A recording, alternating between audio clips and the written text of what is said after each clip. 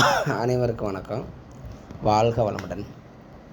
கேந்திர ஆதிபத்திய தோஷத்தை பற்றி நிறைய பேர் கேட்குறீங்க. எல்லாத்துக்குமே அதில் ஒரு சந்தேகம் இருக்குது. கேந்திர ஆதிபத்தியம் முதல்ல கேந்திரம்னா என்ன, அது உங்களுக்கு ஏற்கனவே சொல்லியிருக்கிறேன். 1 4 7 10 அப்படின்னு. அதில் பார்த்தீங்கன்னா லக்கணம் அப்படிங்கிறது பொதுவானது. திரிகோணத்துக்கு வரும், கேந்திரத்துக்கு வரும். அப்போ 4 7 10 வந்து சுபகிரகங்கள் ஆட்சி பெற்றிருந்தால், அதாவது கேந்திரத்தில் சுபகிரகங்கள் அதனுடைய சுபகிரகத்தினுடைய ஆட்சி வீடாக இருந்துச்சு அப்படின்னா அது கேந்திர ஆதிபத்திய தோஷம். உதாரணத்துக்கு கும்பலக்கணத்துக்கு 4ஆம் வீட்டில் சுக்கிரன் இருக்கிறாரு. அந்த சுக்கிரனுடைய வீட்டில் சுக்கிரனே வந்து இருக்கிறாரு அப்படின்னா அது வந்து கேந்திர ஆதிபத்திய தோஷம் அப்படின்னு அர்த்தம். கேந்திரத்தில் சுபக்கிரகங்கள் இருக்கலாம், ஆட்சி பெறக்கூடாது.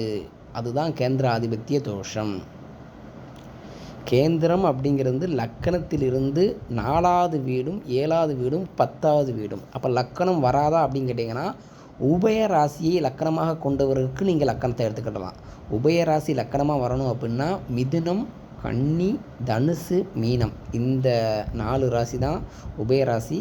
இந்த 4 ராசியை லக்கணமாக கொண்டவர்களுக்கு நீங்கள் லக்கணத்தை கேந்திரமாக நீங்கள் எடுத்து தான் ஆகணும். திரிகோணமாக எடுக்கக்கூடாதா அப்படின்னு கேட்காதீங்க. திரிகோணமாகவும் எடுக்கத்தான் செய்யணும். ஆனால் மற்ற ராசி லக்கணத்தை காட்டிலும் உபய ராசி லக்கணத்தில் பிறந்தவங்களுக்கு நீங்கள் கேந்திர ஆதிபத்தியத்தை கொஞ்சம் கூடுதலாக கவனிக்கணும். உபய ராசி லக்கணத்தாருக்கு தான் வந்து கேந்திர ஆதிபத்திய தோஷம் கொஞ்சம் வலுக்கும்.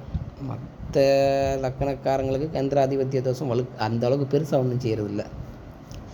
அப்போது கேந்திர ஆதிபத்திய தோஷமாக முதல்ல வந்து கேந்திரம்னா 4 7 10 தெரிஞ்சுக்கிட்டீங்க. அப்போது கேந்திரத்தில் வந்து சுபக்கிரகங்கள் ஆட்சி பெற்றிருந்தால் மட்டுமே தான் தோஷம். சரி, அங்கே பாவக்கிரகங்கள் இருக்குது, நல்லதாக கெட்டதாக கேட்டிங்கன்னா பாவக்கிரகங்கள் இருக்கலாம், ஆட்சியும் பெறலாம். பாவக்கிரகங்கள் இருக்கலாம், ஆட்சியும் பெறலாம், ஆட்சி பெறாமல் கூட இருக்கலாம். பகை நீசம் எந்த கிரகமுமே பெறக்கூடாது அப்படிங்கிற நான் அடிக்கடி சொல்லிட்டேன். பகை நீசம் பற்றி அதுக்கு தகுந்தாற் போல ஜாதக பலன் இருக்கும். அதுக்காண்டி பகை நீசம் பெறாமல் ஜாதகம் எந்த ஜாதகமே அதாவது ஒரு 50,000 ஜாதகம் அப்படி இருக்குன்னா 50,000 ஜாதகம் இப்படி இருக்க தானே செய்யும். சரிங்களா? அப்போ கேந்திர ஆதிபத்திய தோஷத்துக்கு அடுத்து நிவர்த்தி என்னென்னு பார்த்தீங்க அப்படின்னா, முதல்ல கேந்திர ஆதிபத்தியம்னா என்னென்னு தெரிஞ்சிட்டிங்களா? 4 7 10. அதுக்கடுத்து கேந்திர ஆதிபத்திய தோஷம் என்ன? கேந்திரத்தில் சுபக்கிரகங்கள் ஆட்சி பெற்றிருந்தால் கேந்திராதிபத்திய தோஷம். சரி, கேந்திராதிபத்திய தோஷத்துக்கு நிவர்த்தி என்ன? அந்த கேந்திர ஆதிபதியோ பெற்ற அந்த கிரகத்தோடு அந்த லக்கணத்திற்கு திரிகோணாதிபதினு சொல்லக்கூடிய 5 9ஆம் வீட்டு அதிபதியினுடைய சேர்க்கையோ பார்வையோ இருந்தால் தோஷ நிவர்த்தி. அவ்வளோதான், ரொம்பலாம் யோசிக்க வேண்டாம்.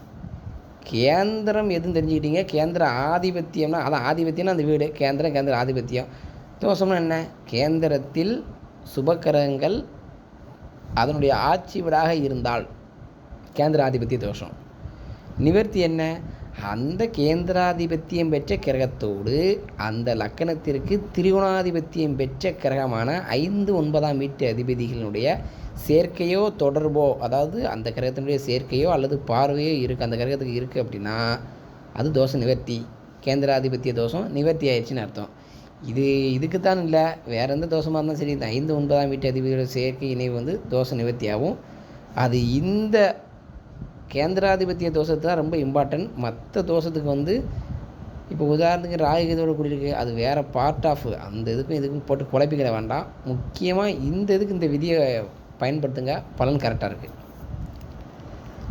உதாரணத்துக்கு ஒரு லக்கண ரீதியை நம்ம சொல்லிடுவோம், அப்படின்னா தான் இன்னும் கொஞ்சம் தெளிவாக புரியும். கும்பலக்கணமே வச்சுக்கிடுமே, இந்த வீடியோவில் பார்க்குற இந்த கும்பலக்கணத்துக்கு 7ஆம் வீட்டில் சூரியன் இருக்கார் அப்படின்னா அது கேந்திர ஆதிபத்திய தோஷம் வராது. ஏன்னா சூரியன் பாவக்கிரகம். அதுக்கடுத்து இந்த பாவக்கிரகம் சுபக்கிரகத்தை வந்து நிறையா வீட்டுக்கு இன்னும் ஒரு சில இந்த அதீதமாக படித்தவங்களுக்கு குழப்பம் இருக்குது. சூரியனையா நீங்கள் பாவர்னு சொல்கிறீங்க அப்படின்னு நேற்று ஒருத்தர் கேட்குறாரு. சூரியன் எப்படிங்க நீங்கள் பாவர்னு சொல்கிறீங்க? சூரியனிடம் இருந்தாங்க எல்லா கிரகங்களும் ஒளியை வாங்கி பிரதிபலிக்குது, அப்புறம் எப்படிங்க நீங்கள் சூரியன் வந்து பாவக்கிரகம்னு சொல்லலாம் அப்படின்னு. இதுக்கு விளக்கம் கொடுக்க இருந்தால் உங்களுக்கு வந்து ஒரு கிளாஸ் போட்டு இந்த ஆதித்ய குறிச்சி ஐயா எடுக்காப்பிடலாம், நீங்கள் அவங்ககிட்ட தான் விளக்கம் கேட்கலாம். விளக்கம் என்னாலையும் கொடுக்க முடியாதுன்னு இல்லை. எதுக்கு நீங்கள் அவ்வளோ தூரம் ஆராய்ஞ்சு என்ன செய்ய போகிறீங்க? உங்களுக்கு தேவை ஜாதக பலன்.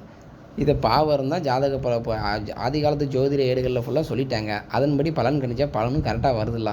உங்களுக்கு தேவை பலன் வந்துருச்சு. அப்புறம் எதுக்கு போட்டுட்டு எனக்கு சூரியன் வந்து நீங்கள் இது என்னது பாவர்னு சொல்லுவீங்க, அவரை வந்து சூரியன் மொத்தத்தில் கிரகமே கிடையாது, நட்சத்திரம் தானே, அது தோளாம் திருத்தின்னு ஏகப்பட்ட இது. முதல்ல வந்துங்க அதிகமாக படித்தாலே ஒரு மைனஸ் பாயிண்ட் என்ன அப்படின்னா பலனுக்குள்ளேயே போக மாட்டோம். அதை பிடிச்சிட்டே நம்ம தொங்கிட்டு இருக்கோம் பார்த்தீங்களா, இதான் மேட்ரு. ஒரு ஆர்டிக்கல் எழுத போகிறீங்க, ஒரு புஸ்தகம் வெளியிட போகிறீங்க அப்படின்னா நீங்கள் கேட்குற கேள்வி கரெக்டு தான். சூரியன் ஏன் நீங்கள் கரெக்டாக சொல்கிறீங்க, பவர்னு சொல்கிறீங்களே அதுலேருந்து தான் வருது. ஓகே, நீங்கள் ஆர்டிக்கல் எழுத போகிறீங்களா கேளுங்க சொல்கிறேன். மற்றபடி ஜாதக பலன் பார்க்குறதுக்கு இப்படிலாம் போகாதீங்கங்க. பலன் சீக்கிரம் கைக்குள்ளே அடப்படாது, பலனுக்குள்ளே போகவே முடியாது. சூரியனே நம்ம பவர் எடுக்கிறோம், அதை எடுக்கிறோம், இதை எடுக்கிறோம். இவங்க ஒரு ஜாதக பலன் கிடைக்கிறதே கிட்டத்தட்ட படித்து வந்து நீங்கள் பலன் பார்க்குறதுக்கே பல வருஷம் ஆயிரும். இப்படி ஒன்றுன்னா நீங்கள் தெளிச்சிங்க அப்படின்னா சூரியன் அரை பாவர்னு உத்தரகாலாமரத்தில் சொல்லியாச்சு. பாவர் தான் சொல்லியிருக்காங்க, அரை பாவர் அப்படின்ற வார்த்தை அவர்கிட்ட இருதான் செய்யுது, சரிங்களா? அதனால் வந்து சூரியன் பாவர் பாவர் பாவர். அப்போ பாவக்கரங்கள் கேந்திரத்தில் ஆட்சி பெற்றிருந்தால் தோஷம் இல்லை, சுபக்கரங்கள் கேந்திரத்தில் ஆட்சி பெற்றிருந்தால் கேந்திராதிபத்திய தோஷம். நிவர்த்தி என்ன? திரிகோணாதிபதிகள் செயற்கை பார்வை தொடர்பு இருக்க வேண்டாம், அவ்வளோதான் மேட்ரு. அப்போ கும்பலக்கணத்துக்கு 7ஆம் இடத்துல சூரியன் ஆட்சி பெற்றால் அது கேந்திராதிபத்திய தோஷம் கிடையாது. அப்போ அதுக்கு அடுத்து 10ஆம் இடமான செவ்வாய் கும்பலக்கணத்துக்கு 10ஆம் இடத்தில் ஆட்சி பெற்றிருந்தால் அதுவும் கேந்திராதிபத்திய தோஷம் கிடையாது. அப்போ 4ஆம் இடத்துல சுக்கிரன் ஆட்சி பெற்றிருந்தால் கேந்திராதிபத்திய தோஷம் அந்த ஜாதகருக்கு உண்டு. அப்போ அந்த கேந்திராதிபத்திய தோஷம் பெற்ற கிரகத்திற்கு அந்த லக்கணத்துக்கு திரிகோணாதிபதி யார்? புதனும் சுக்கிரனும். ஆமாம், இப்போ ஒரு கேள்வி உங்களுக்கு வரும், சார் சுக்கிரனே 9ஆம் வீட்டுக்கு ஆதிபத்தியம் வாங்குதாரே, அவர் எப்படி சார் கேந்திராதிபதி தோஷம் வாங்குவார்? நல்ல இது ஒரு பாயிண்ட், நல்ல வேலை நான் கும்பலக்கணம் உதாரணத்துக்கு கும்பலக்கண ஜாதகத்தை எடுத்தேன் பாருங்கள். 4ஆம் வீட்டில் சுக்கிரன் ஆட்சி பெற்றிருக்கிறார், அதே சுக்கிரன் 9ஆம் வீட்டிற்கும் ஆதிபத்தியம் பெறுகிறார். அப்போ அந்த சுக்கிரன் எப்படி கேந்திராதிபத்தியம் தோஷம் பெறுவார் அப்படின்னு நீங்கள் ஒரு சிலர் கேட்பீங்க, என்கிட்ட ஏற்கனவே கேட்டிருக்கீங்க, சரிங்களா? கட்டாயம் கேந்திராதிபத்திய தோஷம் பெறுவாருங்க. என்ன காரணம் கேட்டிங்க அப்படின்னா அவர் 9ஆம் வீட்டு ஆதிபத்தியம் பெற்றவர் நான் இல்லைன்னு சொல்ல, ஆனால் அவர் இருக்கிறது 4ஆம் வீட்டில் இருக்கிறாரு. மேட்ரு முடிஞ்சு வச்சா 9ஆம் வீட்டில் அவர் இல்லைல்ல, 4ஆம் வீட்டில் தானே அவர் இருக்கிறார். அப்புறம் என்ன, கேந்திர வீட்டில் தானே அவர் இருக்கிறார், கேந்திராதிபதி தோஷம் தான் தானே. சரி, அந்த கேந்திராதிபதி தோஷம் நிவர்த்தியாக இருக்கிறா. புதன் அங்கே இருந்தால், புதன் அந்த சுக்கரனோடு இணைந்திருந்தால் கேந்திராதிபதி தோஷம் இல்லை. சரி ரைட்டு. அப்போ புதன் அதற்கு எதிர்க்கு வீடான விருச்சிகத்திலேருந்து 7ஆம் பறவை பார்ப்பார். அப்போனா தோஷமாக இல்லையா கேட்காதீங்க. ஏன்னா புதன் வந்து விருச்சிகத்தில் இருக்கிறார் அப்படின்னா சாதகம் தப்பு. ஏன்னா சுக்கிரன் புதன் சூரியன் 3 முக்கூட்டு கிரகங்கள் ஒரு குறிப்பிட்ட ராசியை தாண்டி இவங்க தள்ளி போய் இருக்க வாய்ப்புகளே கிடையாது. அதனால் வந்து சுக்கிரனோடு புதன் இணைந்திருந்தால் மட்டும்தான் கும்பலக்கண ஜாதகக்காரங்களுக்கு வந்து அந்த கேந்திராதிபதி தோஷம் விலகும். ரைட்டு. சனியோடு இணைந்திருந்தால் கேந்திராதிபதி தோஷம் விலகுமா? ஏன்னா சனி வந்து லக்னாதிபதி தானே அப்படின்னு கேட்டிங்க அப்படின்னா ஆமாம், கும்ப லக்கணத்துக்கு மகர லக்கணத்துக்கு லக்கணாதிபதி சனி தான். ஆனால் சனியோடு சேர்ந்துருக்கும் பொழுது கேந்திராதிபதி தோஷம் விலகுமான்னு கேட்டிங்க அப்படின்னா கட்டாயம் விலகும். இதில் வந்து கேந்திர ஆதிபத்திய தோஷம் விலகும். அதில் இன்னொரு பாயிண்ட் வரும். என்ன பாயிண்ட் கேட்டிங்க அப்படின்னா சுக்கிரன் பாதிக்கப்படுவார். ஏன்னா இயற்கையிலே வந்து சனி வந்து பாவக்கிரகம், லக்கண சுபர் அப்படின்ற ஒரு பக்கம் இருந்தாலும் இயற்கையிலே பாவக்கிரகம். பட் அது ஒரு நல்ல விதி. கும்பலக்கணத்துக்கு சனியும் சுக்கிரனும் கூடுது நல்ல ஒரு அமைப்பு தான். ஆனால் அவர்கள் இருவனும் அவர்கள் அந்த 2 கிரகமும் இணைந்து வேறு ஒரு ஸ்தானத்தில் இருக்கணும். எந்த ஸ்தானத்தில் இருக்கலாம்?